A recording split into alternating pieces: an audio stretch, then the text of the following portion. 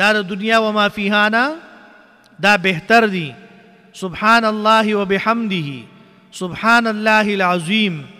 او بل بخاری کی یو روایت تے رسول اللہ صلی اللہ علیہ وسلم فرمایلی دی چې کم یو سړی د سحر د سنت او د فرض په مابین کې لکه یو سړی وای چې زه مالدار شم او مطلب دا دی چې مال الله رزق فراح راکړي ښې پیسې راله الله راکړي نو پیغمبر اسلام فرمایلی دی چې کم سړی د مال تمنا کوي نو دې دا الفاظ او دا کلمات په داسې طریقه باندې وای نو الله جل شانه بده مالدار به کی.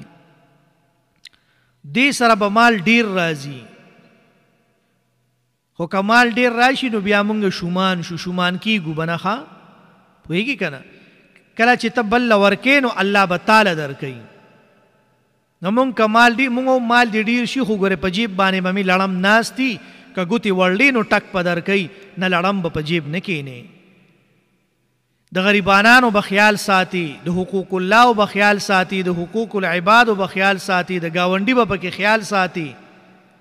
آغا الفاظ د بخاری کم دی. رسول الله صلی الله علیہ وسلم او فرمایل سبحان الله وبحمده سبحان الله العظیم وبحمده استغفر الله.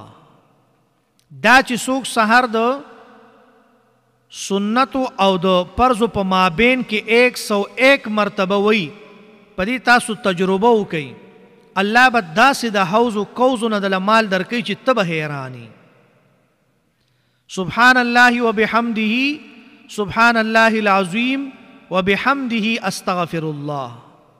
خی اوږدې شپې دي اوړي کې نشئ کولی دا جمع دی کوئ.